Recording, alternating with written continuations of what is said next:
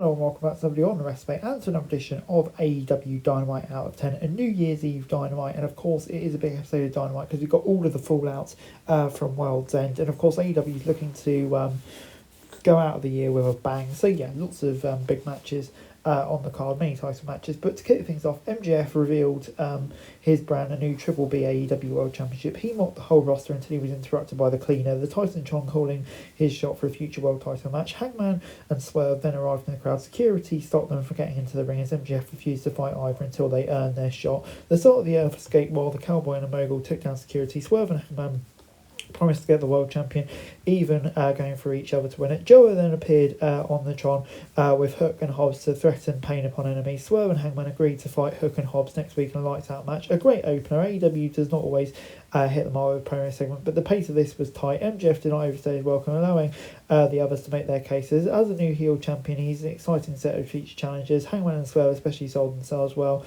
Omega maybe lacked the same obvious spark, though it's certainly a fresh idea to have a random new division. It would have been nice to also see Bandido in the mix, but he was already booked later for the show.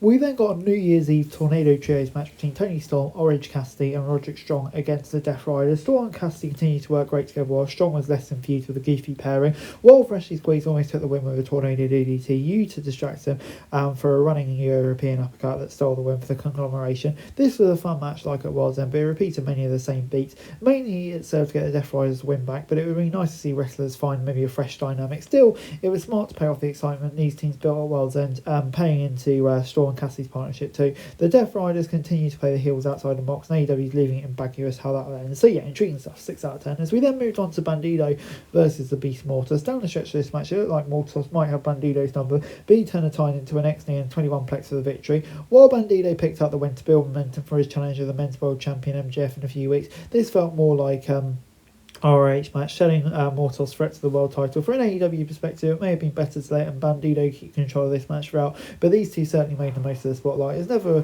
not a fun contest. It got silly at times while never losing its place. It was exactly what it should be from two of the best luchadors. Next week, AEW should take some time for MJF and Bandido to square off. But yeah, this was good stuff, 7 out of 10. As we then got Brody King versus Lee Johnson. While Big Shotty tried to push the pace, he was quickly overwhelmed by King, who put him down with a Gonzo bomb. Did King need a squash match like this? Not necessarily, but it was nice to see the big man back in singles action. He remains one of the most reliable workers in any situation. There's clearly something brewing with him. He cannot just stay in Bandido's shadow. It would be a mistake to break up Bandido because they do have a lot of potential together, but also a match between these two for the ROH title could be very intriguing. While King has gold in AEW, he's never held singles gold, and that feels like an oversight, and hopefully that changes soon.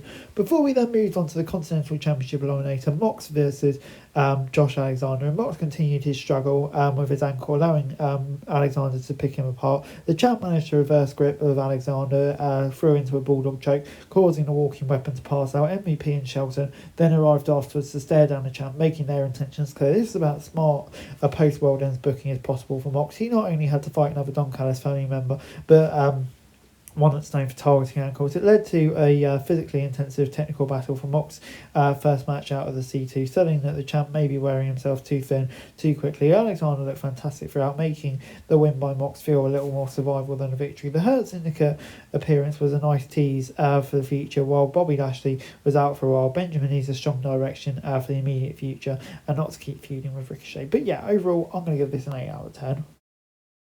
Moving on into Ricochet versus Jungle Jack for the International Championship, and Perry kept Ricochet on his toes, but the numbers game was too much for him. Khan caught the pair of Perry to set up Ricochet's Spirit Gun for the free count. Afterwards, the Demand beat down Luchasaurus, attacking his injured arm with the help of a barricade and even using security against him. Perry thrived in the C2 as a late replacement for Darby. This was not the same form, and the heavy reliance and interference kept this match from shining. The one and only was never going to lose this early, especially with so much support behind him, but I still think there's more to go in this feud. Perry dragged his body up to get to the Luchasaurus, selling fear of what could have been done to the dinosaur. Hopefully it's only a kayfabe injury for Luchasaurus. But yeah, like I say, maybe didn't quite hit as well as maybe some of the C2 did. 5 out of 10. As we then moved on to the TBS Championship match, Monet versus Willow. The hatred between these two was palpable even during the introductions, teasing an early brawl. Both women fought with vicious focus, but Monet was able to get Willow for the Monet Maker, while Willow was able to hit the Babe with the powerbomb for the win. Jet Speed, Orange Cassidy and Hardy all arrived before Chris Stat appeared. The two friends finally reconciled with a big hug to end the show. These two have fought multiple times. They've always had impressive chemistry. That led to an unfortunate injury to Monet even. This was easily their best match together. Worked like a pay-per-view clash. Monet made Willow work it for a champion, as she has done for many challenges. In the end, though, it was Willow that emerged victorious, recapturing the gold Monet took away from her. The longest reigning TBS champ of all time was dethroned by the shortest reigning TBS champion. A massive moment to end the year, solidifying Willow as one of the top women in AEW. The only worry is this could lead to more AEW pay-per-views about both the tag titles and TPS title online. For the sake of variety, the Bates of Wrath losing maybe the women's tag gold wouldn't make sense, so Willow can focus on this gold. But yeah, except for that, this is a brilliant match and a great way to end the year. 9 out of 10. Overall, AEW Dynamite gets an 8 out of 10 from me. This was a very good show, selling, the future of the men's division. Obviously, some fantastic matches, including the main event. Bandito and Mortos worked a good match. Ricochet and Junk Perry having a decent feud. I mean, I thought just throughout, this was a very, very good show and gets an 8 out of 10 from me. And hopefully, AEW can kick off 2026 in similar form. Guys, that's it for this video. Thanks very much for watching. Remember to like, share, subscribe. Follow us on our socials. Link in the description below for daily wrestling news, meme and content. Subscribe to our other channels on screen right now. That'd be greatly appreciated. Thanks very much for watching. Peace out.